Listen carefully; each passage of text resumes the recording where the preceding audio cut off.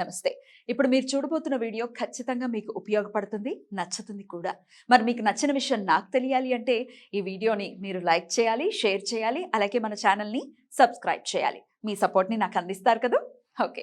ఇప్పుడు వీడియోని స్టార్ట్ చేద్దాం. నమస్తే. Welcome to our channel. నేను పద్మిని. ప్రస్తుతం మనతో పాటు ప్రముఖ ఆధ్యాత్మికవేత్త, ఆస్ట్రాలజర్ అండ్ న్యూమరాలజిస్ట్ తనిష్క గారు మనతో పాటు ఉన్నారు. మాట్లాడదాం. తనిష్క గారు నమస్తే అండి. నమస్తే అమ్మా. ఇంకొకరు కూడా చాలా అంటే కొంచెం మాకు అస్సలు బ్రతకాలం లేదు అంటూ సృజని కమెంట్ చేశారు. ఓకే. ఆవిడ వాళ్ళది కూడా చూస్తాము. మ్మ్. వాళ్ళది డేట్ ఆఫ్ బర్త్ ఏంది ఇచ్చారనేది చూస్తాము. సృజని అనేది ఆమెది వచ్చి మీరు ఏం చేశారంటే 11th January 1979 ఇచ్చారు. సో ఆమెకి ఏంది అసలు ఆమె లైఫ్ లో నేను ఎందుకు ఉన్నాను అనిపించే అంత పొజిషన్ లో ఉన్నారంటే, బట్ ఆమె దశ ఏం జరుగుతుంది 1:30 AM ఇచ్చారు. అంటే 11th నైట్ అంటే 10th night 11th early hours పుట్టారు. ప్లేస్ ఆఫ్ బర్త్ కూడా విజయవాడ. సో ఇక్కడ మిరుగశిర నక్షత్రంలో పుట్టారని వస్తుంది. అంటే ఆ రోజు బుధవారం రాత్రి ఉదయం గురువారం లెక్కకు వస్తుంది. ఒకసారి చూస్తాం. ఎందుకంటే జాతకంలో ప్రాబ్లం నెగిటివ్ పవర్ ఉంటే ఆ దశ బాగాలేకపోతే వస్తుంది. సో ఇక్కడ గురు శనిలు కూడా వగ్రగదిలో ఉన్నారు. గురు అనేటప్పుడు ఇక్కడ మాంది గ్రహం కూడా అయ్యాడు. ప్లస్ జాతక పరంగా ఈ లగ్నానికి కూడా అసలు శని కూడా వగ్రమై ఉన్నాడు. ఇక్కడ లగ్నం వచ్చి తులా లగ్నం అవుతుంది. ఇందులో ఏంటంటే థర్డ్ లార్డ్ ఎవరైతే గురు గ్రహం ఆయనదా ఇక్కడ మాంది గ్రహం అయ్యాడు. సరే ఈమెకి ఎందుకు ఇలాంటి ఇష్యూస్ అని ఇప్పుడు ప్రెసెంట్ దశ వల్ల ఏమన్నా ఉందా అనేది చూస్తాము. జాతక పరంగా ఎప్పుడైనా కానీ లగ్నం నుంచి వాళ్ళు నడుస్తున్న దశ మేము చూడాలి. చూడండి 2000 నుంచి ఆమెకు 2016 వరకు మాంది దశ ఉన్నది.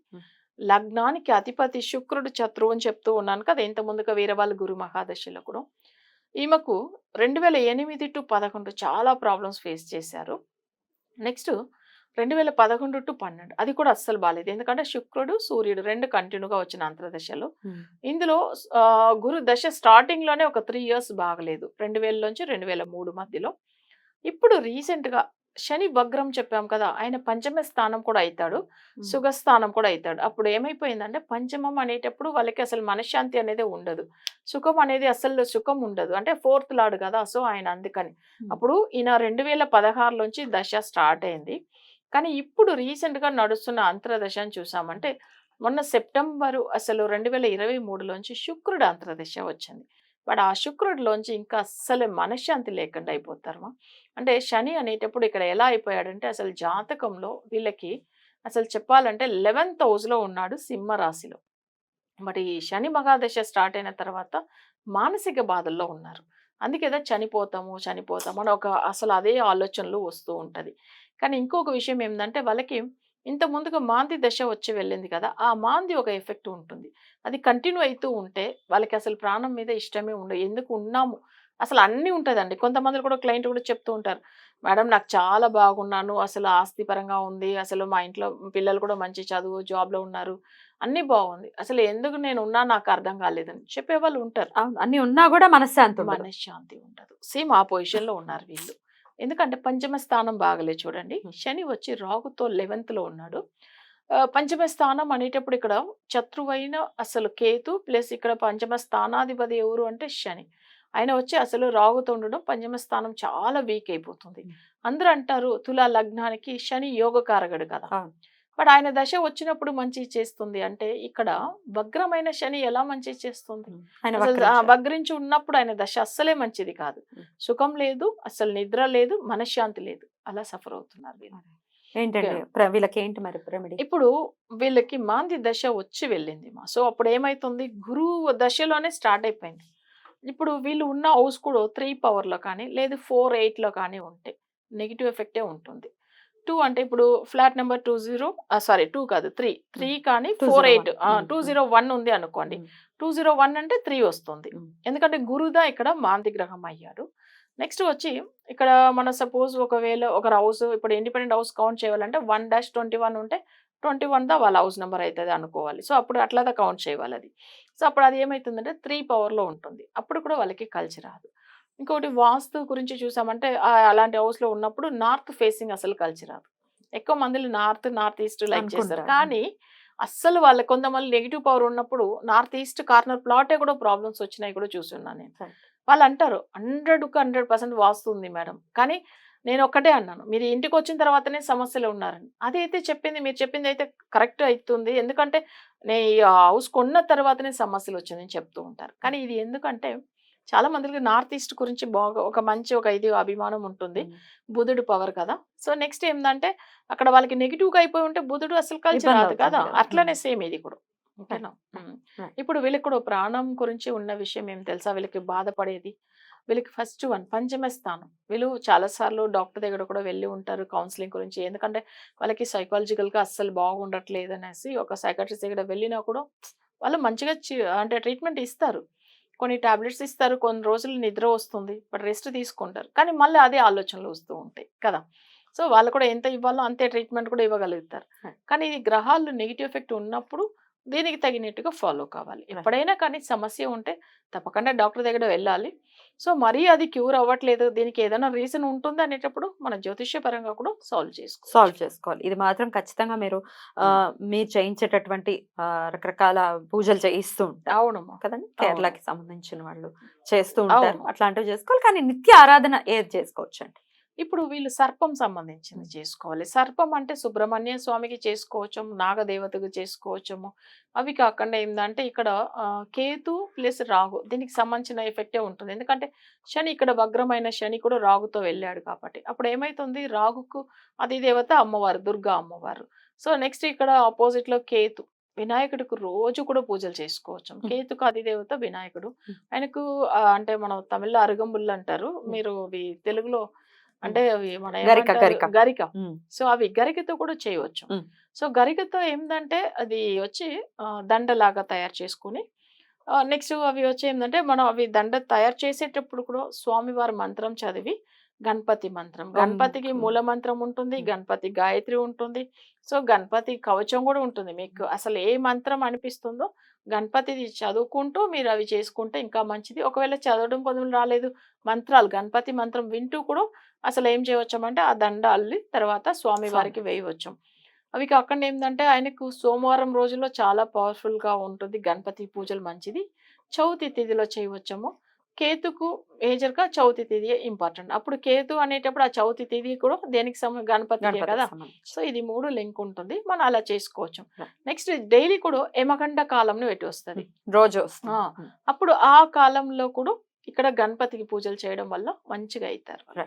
ఏం కంగారు పడద్దు, ఇంకొద్దు ఈ తనువు వద్దు అనుకోవటం అనేది కరెక్ట్ ఆన్సర్ కాదు. ప్రతి సమస్యకి ఒక సొల్యూషన్ ఖచ్చితంగా ఉంటుంది, దాన్ని వెతికేటటువంటి ప్రయత్నం చేయండి. అలాగే గణపతి ఆరాధన విశేషంగా చేసుకోమని చెప్తున్నారు కాబట్టి ఈ సంకష్టహార చతుర్థులు వస్తూ ఉంటాయి, బహుళపక్ష చవితిని సంకష్టహార చతుర్థిగా చేసుకుంటూ ఉంటారు. ఆ రోజులు కూడా వినియోగించుకోండి, ధైర్యాన్ని కోల్పోతూ. తనిష్క గారు, థ్యాంక్ యూ సో మచ్ అండి. ఎలా ఇట్లాంటి పరిస్థితుల్లో ఉన్న వాళ్ళు, అంటే ఇట్లా సూసైడల్ టెండెన్సీ ఉన్న వాళ్ళు గణపతిని ఆశ్రయించమంటారు? అవును, అంటే అందరికి కామన్ గా సెట్ అవ్వదు, ఎందుకంటే వీళ్ళకి పంచమ స్థానం. అసలు ఇన్ జనరల్ గా చెప్పండి మేడం, ఈ సూసైడల్ టెండెన్సీ ఉంటే ఏం చేయాలి? కరెక్ట్ మీరు చెప్పింది. ఎందుకంటే దానికి యాక్చువల్ గా చాలా వరకు ఎవరికైనా కానీ ఆత్మకారకుడు చంద్రుడు. బట్ ఆ చంద్రుడు అనేటప్పుడు ఏమైతుందంటే మనసు అసలు వాళ్ళకి ప్రశాంతంగా ఉండదు, చనిపోవాలి. కొన్ని జాతకాలు చూడండి, ఇప్పుడు చంద్రుడు కూడా ఈ అమ్మాయికి బాగాలేదు చూడండి. మీరు అనేట్టుగా ఇప్పుడు దీంట్లో మనం చూస్తే ఈమెకు ఈ మేడంకి ఏంటంటే అసలు 1979 లో పుట్టారు, బట్ మనం ఇప్పుడు చెప్పాలంటే ఆమెకు 40+ లో ఉన్నారు అనుకోండి. బట్ ఆమెకు ఇంత ఏజ్ లో అసలు ధైర్యం అన్ని వచ్చి ఉండాలి. ఈ ఏజ్ కంతా ఆమెకు అన్ని విషయాల్లో అనుభవం ఉంటది. కానీ మానసిక బాధలు 2 విషయాలు మనం ఎప్పుడు ప్రోగ్రామ్ లో కూడా చెప్తూ ఉంటాము. పంచమ స్థానం ఒకటి, చంద్రుడు. ఇప్పుడు మీరు అన్న తర్వాతనే కామన్ గా వెళ్తే చంద్రుడు కూడా ఆమెకు అస్తమించి ఉన్నాడు. సో అప్పుడు ఏమైతుంది, ఎక్కువ మానసిక బాధలు ఉంటుంది. దశారీతిగా ఉంది నార్మల్ గానే, చంద్రుడు అష్టమంలో ఉంటేనే కష్టాలు ఇస్తూ ఉంటాడు కదా. మనం ఎప్పుడు కానీ ఒకటి చెప్తాము, చంద్ర అష్టమం మీరు విని ఉండవచ్చాము.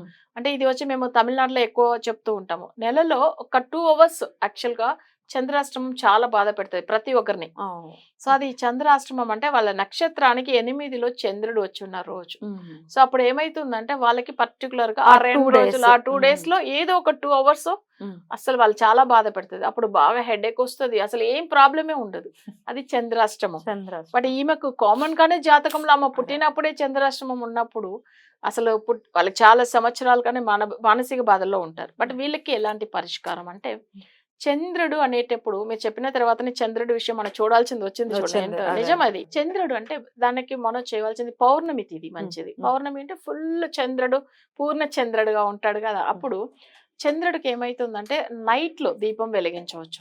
ఆయన గురించి ఏందంటే 6 తర్వాత మనకు చంద్రుడు బాగా కనిపిస్తున్నాడు అనే టైమింగ్‌లో చంద్ర గాయత్రి మంత్రం పౌర్ణమి తిథిలో చంద్ర గాయత్రి చదువుకొని తర్వాత చంద్రుడికి ఎప్పుడైనా కానీ మన తిరుపతిలో ఉన్న బాలాజీ, శివుడు ఈ ఇద్దరు కూడా అసలు చంద్రుడికి అధిదేవతలే. సో వాళ్ళ ఇద్దరిని కూడా పూజ చేయవచ్చుము. ఒకవేళ మేము విష్ణుమూర్తిదా మొక్కుతామంటే తిరుపతి స్వామి వెంకటేశ్వర స్వామిని కూడా మొక్కోవచ్చు. చాలా వరకు ఎప్పుడన్నా వీలైతే తిరుపతి కూడా వెళ్ళి రావచ్చు. చంద్రుడు వీక్ ఉన్న వాళ్ళకి. సో అప్పుడు ఏమైతుందంటే మానసిక బాధలో ఉండే వాళ్ళకి చంద్రుడికి దీపం వెలిగించి ఆయనకి ఏంటంటే చంద్ర గాయత్రి మంత్రం ఒక హాఫ్ అన్ అవర్ చదువుకున్న తర్వాత సో వాళ్ళకి అధిదేవత విష్ణుమూర్తి కానీ శివుడు కానీ మొక్కేసి తర్వాత ఏదైనా ప్రసాదం పెట్టి ఆరతి ఇవ్వచ్చు. ఏదైనా స్వీట్ లాంటిది పెట్టి ఆరతి ఇచ్చిన తర్వాత ఇది ప్రతి పౌర్ణమికి వీలైతే చేసుకుంటే చాలా మంచిది. మానసిక బాధల్లోంచి బయటపడవచ్చు. చాలా అద్భుతంగా చెప్పారు. జాతకాలే కాకుండా ఇన్ జనరల్ గా కూడా ఈ సూసైడల్ టెండెన్సీ ఉన్న వాళ్ళు ఎలా దాన్ని అధిగమించడం అంటే డెఫినెట్ గా చంద్రుడిని ఆశ్రయించాల్సి అవును అవును. రైట్ అండి. థ్యాంక్ యూ సో మచ్ అండి. ఇంకా అరే మావి చెప్పలేదని మీరు కంగారు పడద్దు. చాలా మంది ప్లేస్ ఆఫ్ బర్త్ పెట్టలేదు. ఈ ఎపిసోడ్ లో కరెక్ట్ గా మీ డేట్ ఆఫ్ బర్త్ అంటే మీరు పుట్టిన తేదీ, సంవత్సరం, నెల, సమయం, ఎక్కడ పుట్టారు ఇవన్నీ పంపించండి. ఓకేనా? కొంతమంది పంపించారు. మళ్ళీ నెక్స్ట్ ఎపిసోడ్స్లో ఇంకా చేస్తూనే ఉంటాను. సో ఎవరెవరైతే తెలుసుకోవాలనుకుంటున్నారో ఒక కమెంట్ ఒకసారి ఎప్పుడో వచ్చింది తనిష్క గారు. వీళ్ళందరూ ఆస్ట్రాలజర్స్ అందరూ సెలబ్రిటీస్ వే చెప్తూ ఉంటారు, సెలబ్రిటీ జాతకాలు చెప్తూ ఉంటారు. మాలాగా అసలు మేము ఇచ్చుకోలేని పరిస్థితుల్లో ఉన్నప్పుడు మావి చెప్పచ్చు కదా అని చెప్పి. యాక్చువల్గా నేను సెలబ్రిటీస్ గురించి మీరు అన్నట్టుగా పెద్ద పెద్ద విఐపీలు చూడాలని అనేది కాకుండా నేను ఎక్కువ మందితో ఏం చేస్తానంటే అసలు ప్రతి ఒక్కరి జాతకం గురించి నేను లైవ్ లో చాలా సార్లు మాట్లాడి ఉన్నాను. వీళ్ళు ఫేమస్ అయిన వాళ్ళని చెప్తేనే వాళ్ళు అసలు తీసుకుని వాళ్ళు చూసారు కదా అని అంటారు. కానీ నిజం చెప్పాలంటే ప్రతి ఒక్క మనిషికి ఏదో ఒక సమస్య వాళ్ళిద్దా చూడాలి వీళ్ళిద్దా చూడాలని కాదు, సమస్య ఉన్న వాళ్ళది తప్పకుండా చూసే కావాలి కదా మనం. అదే ఉద్దేశం. మందలకు వాళ్ళకి ఏంటంటే అసలు వాళ్ళు చూస్తే వెంటనే ఫేమస్ అయిపోతాం కదా. జనాలు కూడా సెలబ్రిటీస్ చెప్తే వ్యూవర్షిప్ కూడా ఎక్కువ ఉంటుంది. ఇప్పుడు ఇది డెఫినెట్ గా ఒక 10 మందికి హెల్ప్ అవ్వాలి. మానసికంగా ఇంత ధైర్యాన్ని కోల్పోయినటువంటి సందర్భంలో ఏం చేస్తే ఎలా బయటపడాలి అని ఎదురు చూస్తూ ఉంటారు. వాళ్ళకి ఒక పాజిటివిటీ నింపాలి అని అవన్నీ. ఎందుకంటే ఇప్పుడు వేరే వాళ్ళది వాళ్ళ ఒపీనియన్ తో మాట్లాడవచ్చు. ఇప్పుడు మన క్లయింట్స్ లో ఉన్నారు, వాళ్ళు కావాలంటే మాట్లాడతారు. ఎందుకు మాట్లాడతారంటే వాళ్ళకి అసలు అర్థమవుతుందండి వీళ్ళకి ఏంది అసలు జాతక పరంగా మనకు మేడం చెప్పారు, మనం మంచిగా అయ్యాము, నిజంగా నలుగురికి తెలియాలి కదా అని మాట్లాడతారు. అది తప్పులేదు. డెఫినెట్లీ రైట్ అండి. మొత్తానికి ముగ్గురిది అయితే చెప్పాము. ఇక నెక్స్ట్ ఎపిసోడ్స్ లో మళ్ళీ ఇంకొకసారి మీరు వచ్చినప్పుడల్లా ఒక 3-4 ఇలాగే చేస్తూ కంటిన్యూస్ గా చేద్దాం మేడం. ఒక 10 మందికి యూజ్ అవ్వాలి. తప్పకుండా మనం చేస్తాం. Right. Thank you so much madam. నమస్తే. నమస్తే.